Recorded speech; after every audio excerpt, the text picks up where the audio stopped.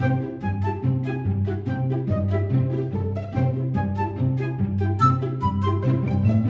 vamos a estudiar los tipos de sustancias con enlace covalente. Veremos dos tipos, las sustancias moleculares y los sólidos cristalinos reticulares. Vamos a empezar.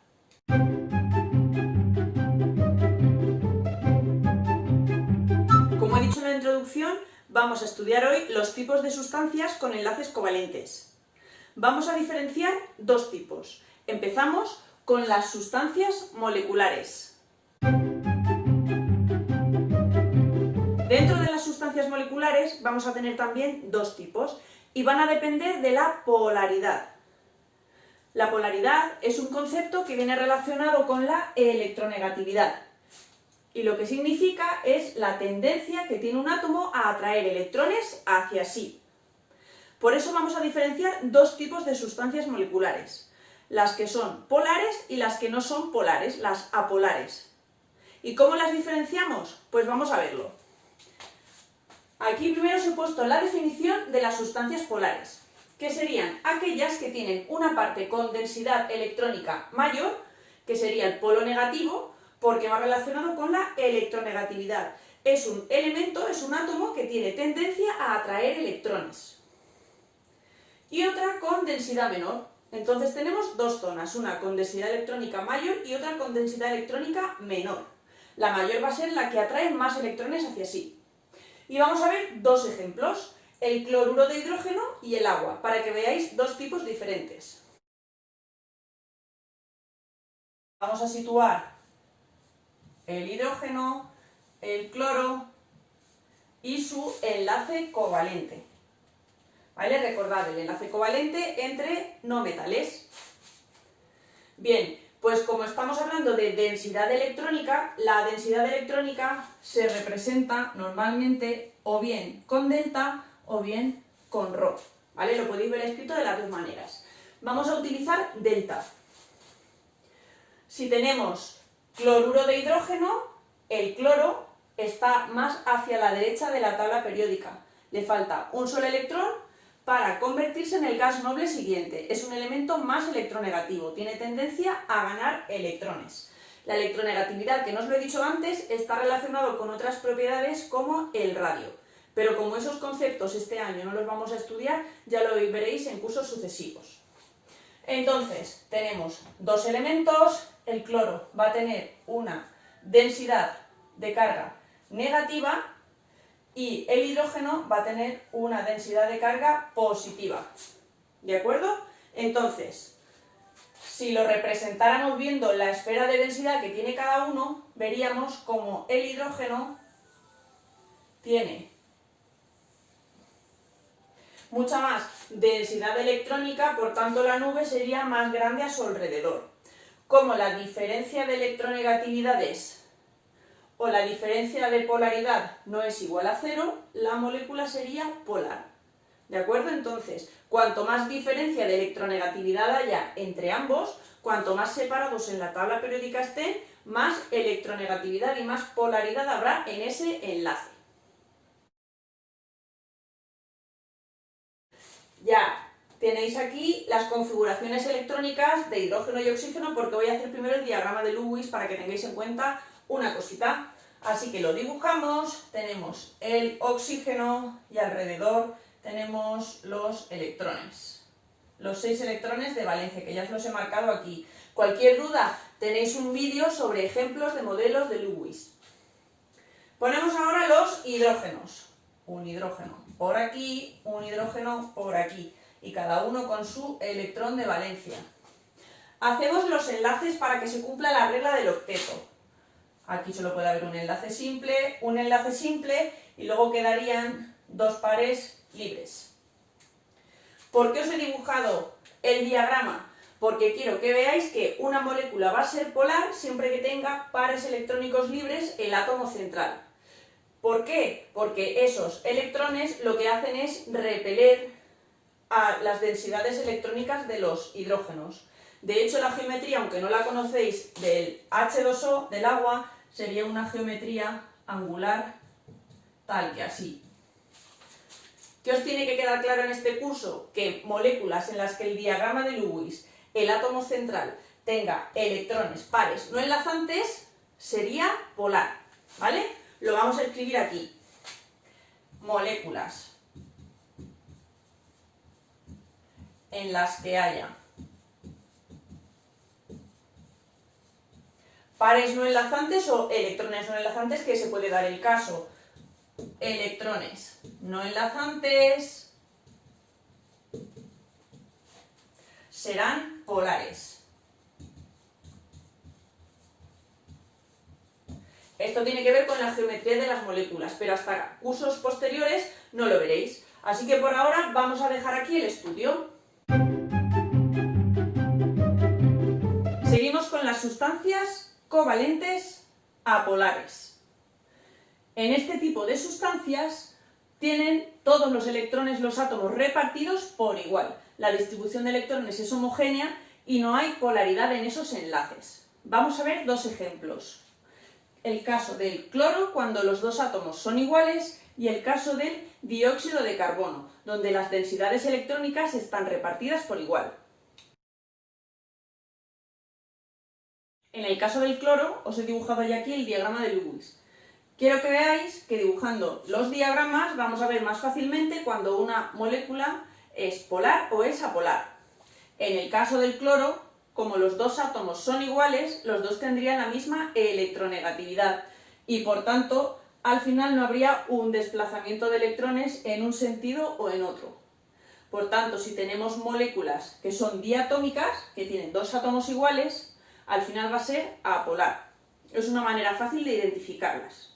Ahora, ¿qué pasa con moléculas que no tienen los mismos átomos iguales?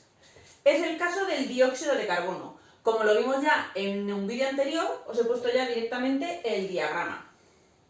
Si os fijáis, antes, en el ejercicio anterior de la polaridad, os he dicho, cuando el átomo central tenga electrones libres, electrones no enlazantes, la molécula va a ser polar. Pues fijaos aquí, yo tengo el átomo central, el carbono tiene 4 electrones de valencia y los 4 electrones están repartidos. Y además, yo tengo uniéndose al átomo de carbono dos átomos iguales. Si en lugar de haber dos oxígenos hubiera dos elementos diferentes, la molécula sí que sería polar.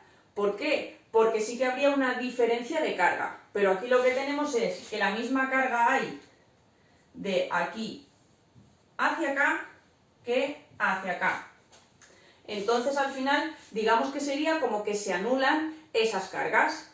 En cursos posteriores veréis el concepto de momento dipolar y se tratarán las polaridades como vectores, viéndose cómo se anulan. Pero por ahora, simplemente quiero que sepáis que si tenemos átomos iguales y en el centro no hay electrones desapareados, ¿vale? Electrones no enlazantes, la molécula va a ser apolar. Ahora, si en lugar de aquí haber un oxígeno hubiera, por ejemplo, un cloro, como la electronegatividad, la tendencia a ganar electrones o a aceptar electrones es diferente en el oxígeno y el cloro, ahí sí que habría una diferencia de polaridad. Voy a poneros un ejemplo que tenga moléculas apolares y polares. El ejemplo es el siguiente. Indica si las siguientes sustancias son polares o apolares.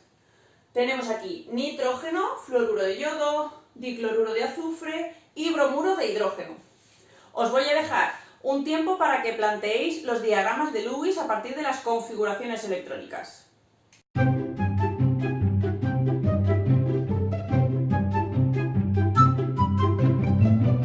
Ya están los diagramas de Lewis, así que ahora vamos a determinar si esas sustancias moleculares covalentes son polares o apolares. Vamos al primer caso. Tenemos dos átomos de nitrógeno enlazados con un enlace triple. Los dos átomos son iguales. Si los dos átomos son iguales, la electronegatividad va a ser la misma, por lo que ninguno va a tener más tendencia que el otro a aceptar electrones. Por lo que la molécula va a ser apolar. Recordad, moléculas diatómicas, como os he dicho antes, hidrógeno, oxígeno, nitrógeno y los halógenos tienen moléculas diatómicas, ¿vale? Dos átomos del mismo elemento.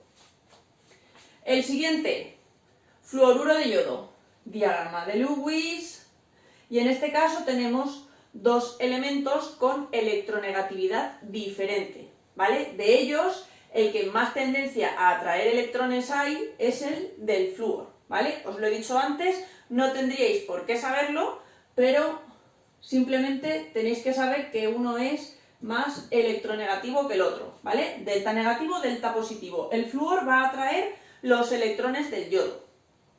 Entonces, como hay una diferencia de electronegatividad y hay uno que tira para el otro, sí que va a ser la molécula polar. ¿Vale? Recordad, ahora mismo lo importante no es que sepáis cuál es más electronegativo que el otro, sino que sepáis diferenciar moléculas polares de apolares. En sucesivos cursos ya tendréis la oportunidad de saber cuál es más o menos electronegativo. Bien, dicho esto, continuamos con el cloruro de azufre. Si habéis hecho bien el diagrama de Lewis, habréis visto que tenemos aquí un par y dos pares de electrones no enlazantes. Aunque a simple vista podríamos pensar que hay la misma densidad electrónica del azufre hacia el cloro, o en este caso el cloro atraería los electrones del azufre y por allí también, y se cancelarían esas diferencias de densidad electrónica. Como tenemos estos dos pares, hacen que haya repulsión, ¿vale? Lo que os he dicho antes, lo que hace que la molécula sea polar. Recordad, molécula en la que hay electrones en el átomo central no enlazantes, dará polaridad a la molécula. Y por último tenemos el bromuro de hidrógeno, ¿vale? Dos elementos diferentes, cada uno con su densidad electrónica. Si tienen diferente y no se puede compensar, la molécula será polar. Haciéndoos un resumen de las sustancias moleculares para que sepáis identificar si es polar o apolar, os he puesto aquí el siguiente resumen.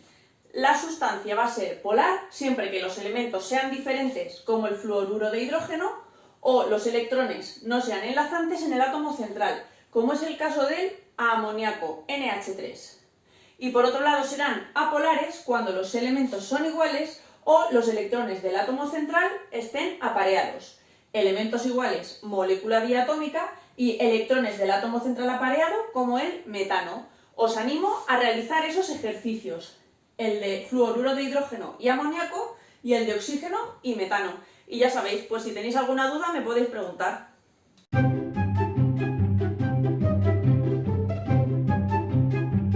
Vamos ahora con el segundo tipo de sustancias con enlace covalente. Estos son los sólidos covalentes reticulares.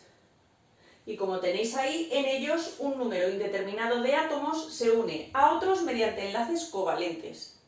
Y vamos a ver este curso solo dos tipos de estos sólidos. Por un lado el diamante y por otro el grafito. Y quiero verlos y que veáis las diferentes propiedades que pueden tener. En el caso del diamante, el diamante se forma por una red de un indeterminado número de átomos de carbono, en la que cada uno de esos carbonos se une con otros 4. Sabéis que el diamante es una estructura de las más duras según la escala de Mohs. Entonces, cada carbono, si se une a 4 átomos de carbono, no va a quedar ningún enlace libre, ningún electrón libre, porque tiene 4 electrones en la capa de valencia. ¿Eso qué implica? Que el diamante no va a conducir la electricidad. Simplemente por ese hecho, como no tenemos ningún electrón no enlazante y todos los átomos son iguales, se trataría de una sustancia apolar y entonces no conduciría la electricidad. Vamos a ver por contra el grafito. En el grafito, aquí simplemente os he puesto una unidad para que veáis, pero que al final es un número indeterminado de átomos de carbono. Pues en este caso, cada átomo de carbono se une a otros 3. Va por láminas, ¿vale? Entonces son varias láminas hexagonales y todas van entrelazadas. El grafito, si recordáis, es simplemente la mina de los lápices. Entonces vamos a tener que un carbono, como es este de aquí, tiene 2 enlaces dentro de su misma unidad. Y luego aparte se va a unir, lo tenéis aquí, con un carbono de otra diferente capa, ¿vale? Por eso son fácilmente rompibles por esas capas. De esta manera el carbono tendrá 3 enlaces y le quedará aquí un electrón libre. A cada uno de esos carbonos le va a quedar un electrón libre. Por tanto, ¿qué va a pasar? Que el grafito sí que va a conducir la electricidad.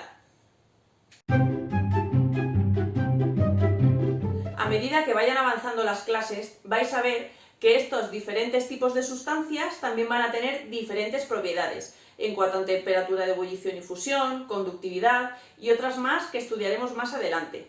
Espero que en la clase de hoy os hayan quedado claros los tipos de sustancias con enlaces covalentes. Por un lado, sustancias moleculares, polares o apolares y por último, sólidos covalentes reticulares.